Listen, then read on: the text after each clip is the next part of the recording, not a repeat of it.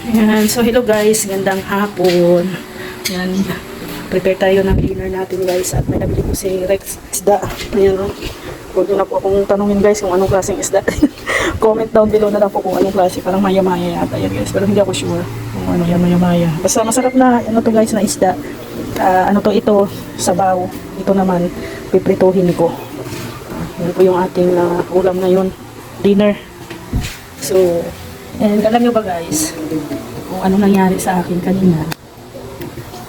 Diba, dapat magpapabunot ako dito kasi na gumagalaw na yung ngipin ko. Yung halos araw-araw ko siyang ginagalaw ng dila ko. Ano na siya, yung parang matatanggal na talaga siya. Ay kanina guys, tinanggal ko na. Natanggal na po yung ngipin ko dito. Ayun, dito sa loob. Mix. So, natanggal na siya. So, ay papabunot ko na lang yung dito ko, na side, yung dalawa dito. At least nakasave ako ng 1,000. Yung mahal kaya ang ano guys, mahal kaya ang magpapabunot ng ngipin ngayon. 1,000 ang bawat ngipin. Pero plano ko naman na magpabunot doon sa sa health center. Doon sa may Talisay. 200 pesos lang doon ang 200 lang doon ang parang donation. So doon sana ako plano na magpabunot. So hindi ko pa nagawa kasi sobrang busy.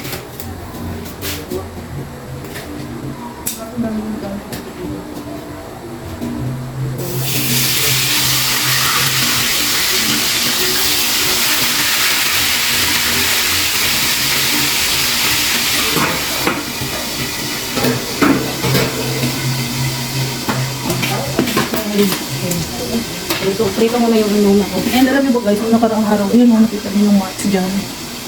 Marks yan, no? Yung nakaraan kasi, nagprito ako.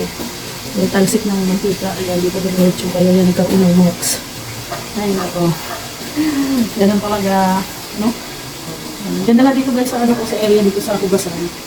Kasi, yan, pag may stand lang ako, pwede na ako makapag-vlog. Naghugas dito, nagluluto. Kasi ang gamit dito guys, so yung ating countertop. Ayun ang tawag dito. Bar counter, gamit na gamit. So, dito muna dito. Ayan, yung stand, gamit na gamit talaga. Pag mayroong stand, kaya dito na lang yung camera ko, minsan dito. So, mag-ano na tayo, magliwa na tayo ng kamatis. Hindi natin ang kamatis natin sa bawo.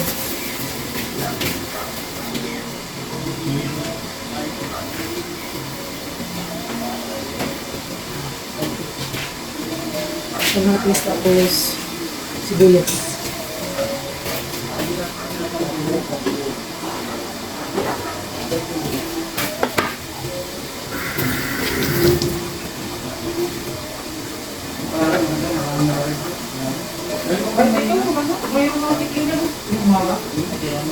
Hindi ko pa pwedeng yung ating panglad kasi nauubos na yung dahon.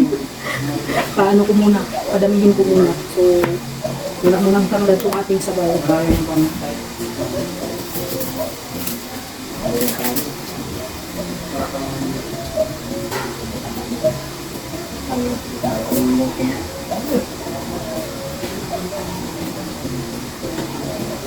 Ano lang, simpleng sabaw lang. Kasi may sabaw. Paris ng generator.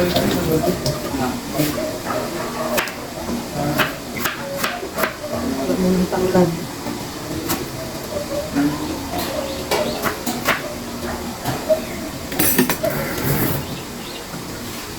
Alam niyo guys, ito yung ngipin na nakuha ko guys. Yung ating ngipin ko guys. Actually, sira na rin siya sa gilid. Sira na rin siya. Ano natin ngipin. Natalinis masyado. Yung mga ano na rin. Yung mga itim-itim na rin siya. So, yun din siguro ano. So, nakasave ako guys. Nakasave ako ng sa aking ngipin. Pag ano ito bagang, mas mataas ito. Ito, hindi kasi ito bagang, dito lang yun. So, pag bagang to, hindi mahaba. Ganun talaga yung ano, diba? Pag dito sa bagang natin. Hindi ko. Ito ko nakita ni Rex. Yung aking ngipin. Ano na kasi siya, ano talaga siya, yung as in, ano na talaga, gumagalaw na talaga siya as in. Kaya kanina, binunot ko na lang. Kasi ipa-doktor ko pa, di ba? Kaya naman. Hindi naman siya masakit. Dumugo lang ng konti. Pero ano lang, konti lang. Pagkatapos nahinto din naman yung dugo. Sana itong ano din, yung nagalaw-galaw dito. Gagalawin ko ba ito? Gagalawin ko ito lagi para ako na lang din ang bumuli.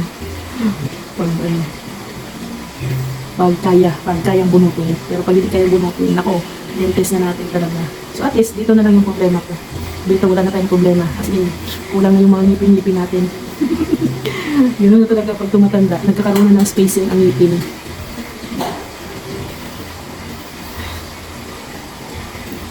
Yung ating niluluto doon. Hi there! Hi! Anong gawa mo? Good evening! May hanapin na naman. Hindi ka nakakakuha ng malunggay? Tahimik na ng buhay dito guys. Sa ganitong oras. Dahil talagang buhay natin. Ito buhay dito. Dalawa lang tayo. Mabuhay ng matahing. Anong oras na yun? Si 7 o'clock na dito. Ano? Sinunok ng ano ko? Maliwanag ko ano? Maliwanag ko sa labas. Hindi ba masyadong mainit? Masyadong Hindi ba masyadong mainit? Anong mainit? Madilim. madilim. Hindi ba masyadong madilim? May ano pa. Pero alas 18 na. Magsi 7 pa lang. Oo, lapit na. 6:30. Hindi mga sinasabi na climate change. Climate change.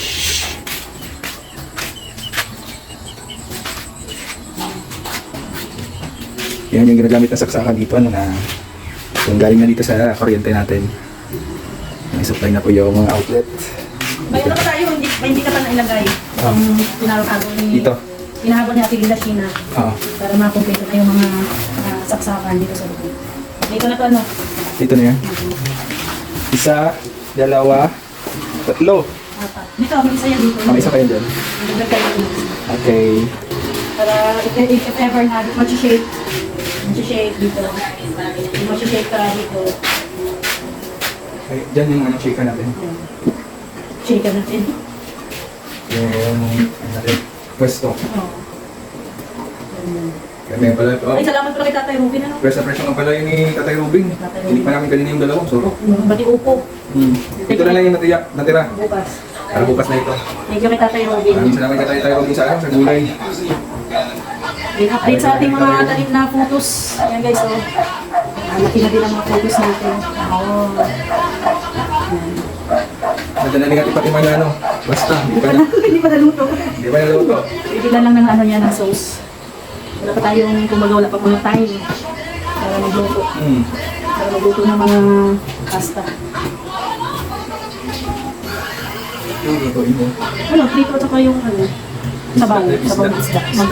Pinasabaw. Masarap yung may dahon sa ano. Naubos na yung bamalunggay dun sa ano. Wala nga problema yun kasi Nasa kalsada lang naman yun. nasada lang yun. Pero ang nagtanim yun yung mga Mga ano sa barangay. Mga bana sa barangay. sa barangay.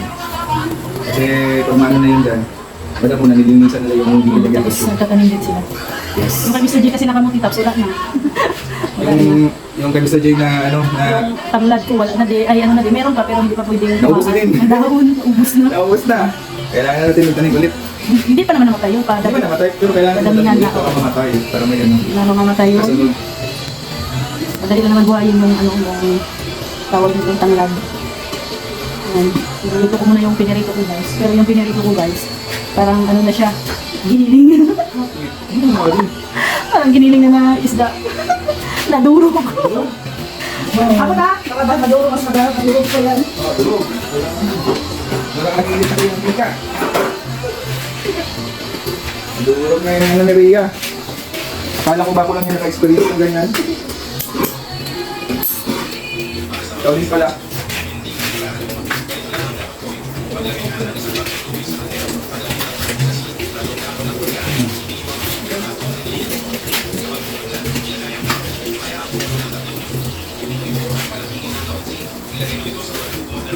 Ito lang po kasi po yung ano dito. Buhay. Sa ganitong oras, ano na siya, tahimik. Tahimik ako dito pala itong oras. Dapat maaga tayo mga hapunan. Dapat nga, 5 p.m. Hapunan na. Tapos mga bandang alas 9, alas 10, natulog na. Mas mababa yung oras. Gising mga alas 5. Para healthy lifestyle.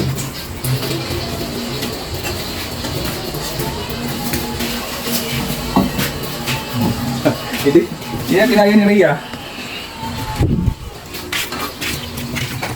Ano, you need help? Hindi man ang isda. Nadurog na siya. Masarap pa rin yan. Sa prito.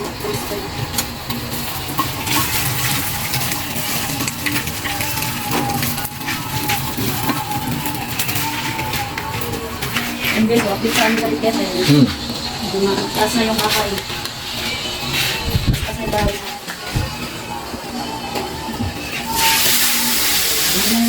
Dito pa natin.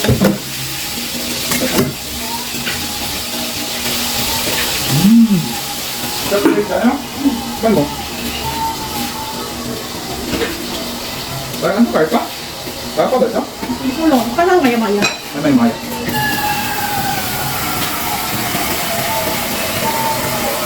Minutes? Nakahangin. Ilagay pa na ko ang blue. Kanina. Sabi talaga yung kanina. Kulay blue yung langit. Walang ulap. Pwede na ngayon eh.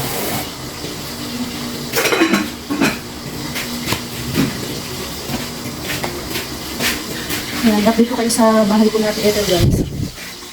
Yan, nag-ano na po sila. Header na po yan. Header ng mga bintana. Dito po yung exit natin ito. May second floor pa po yan.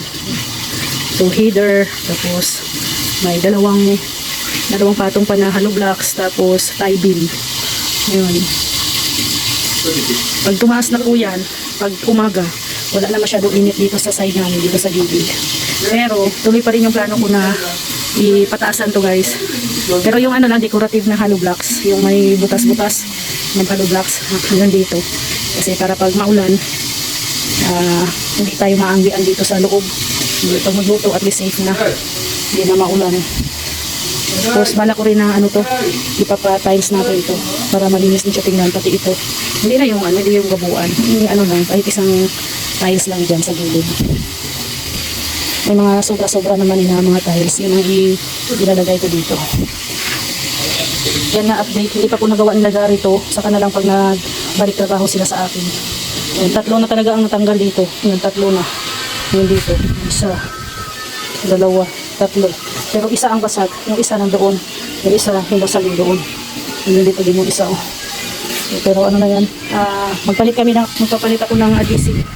Yung ano na talaga, yung pang heavy duty na adhesive. Yung kagaya na ginamit ko doon sa CR. Kahit na mahal siya, pero tibay naman. Sulit naman. Makapit talaga. Lalo na pag sideways. And ano yun din yung plano natin dito? Dito oh. Yung pero guys, di ba ang plano namin noon is PVC. Dito no? Plano natin PVC. Pero ngayon nag-change plan. Change plan kami guys. Mas maganda dito. Maghanap na lang kami ng tiles na parang stone, no? Bricks ba yung tawag doon? Basta style siya na may pagka-design na stone. Stone tiles. Yan, parang stone tiles. Pero ano pa yan, hindi pa naman siya sabing fix. Na gano'n talaga. Plan pa lang, mga options. So, option 1, PVC. Option 2, yung tiles siya na may pagka-bricks. Ano daw, ganun. May pagka-bricks.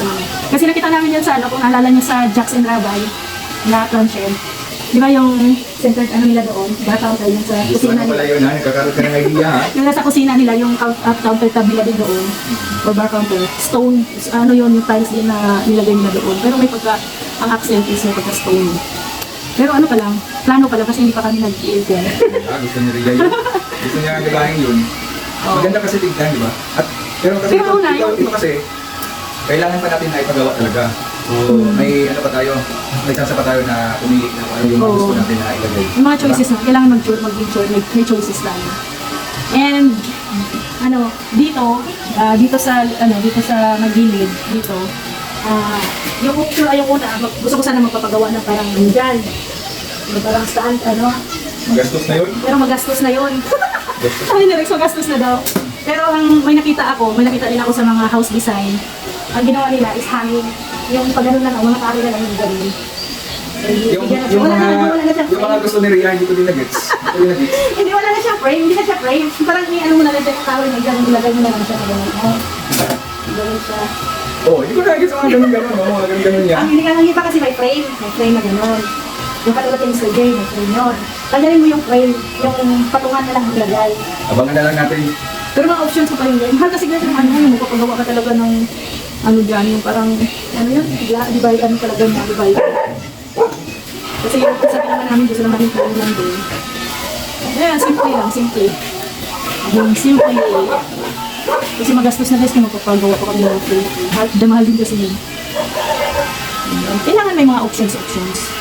At kailangan din na, kailangan dami pa namin ano dito guys, dami pa namin talagang kailangan, no, ang gawin. Unang-una itong palitada, pinto, bintana, ayan, so sa terrace, palitada talaga, yung palitada muna. Then yung, ano tawag, hamba. Ipapagawa pa kami ng hamba. Yan, so unti-unti lang, matatapos itong bahay guys. Wag lang po tayong magpadali. Kasi, ano, kahit na abutin tayo ng taon, basta, ano lang, unti-unti lang, at least, minsan kasi mas maganda din yung dahan-dahan lang, at least, ano, may nakakita pa kami mga design, ay, pwede pala ganito, bagay pala ganito, ganun, ganun. So, pero, maganda talaga yung mga ano yun, suggestion yun, thank you talaga sa mga suggestion. So, and syempre, maraming salamat kay Ma'am Inday Guapa. Yan. And of course, kay ano din po, Tita Evangeline, kay Tita Belry, no? Kay Tita Jacqueline of California. Thank you. At ating kay sa inyong lahat na tumutulong din po sa amin. Yan. Ano yung ating dirty kitchen. Ayan, si Det, ang ano natin dyan, ang pagawa po natin dirty kitchen dyan, si Tita Jacqueline of California. Pati ito, itong lababo, countertop, yan. Thank you talaga po. Thank you talaga sa mga blessings. So ako ay tatapusin ko muna yung ating pagluluto guys para makapaghapunan na tayo and makapag-edit na rin, makapagpahinga. Hindi ako pwedeng mag-buhat-buhat ngayon guys kasi kakaabunot lang ng ating meeting. Ano pa dito? Wala pa ditong anesthesia. Wala pa dito. Kasi natural na bunot lang po itong ginawa ko sa aking meeting. Kaya hindi tayo pwedeng mag-buhat-buhat ng bibigat. Ngayon guys, update sa ating isda. Naging ano na, naging binurog na isda. Ito, sasabawan ko pa to. Papainit, magpapakulo pa ako ng tubig. So yan guys, thank you. God bless. And have a nice day sa ating lahat. Bye bye po. See you tomorrow.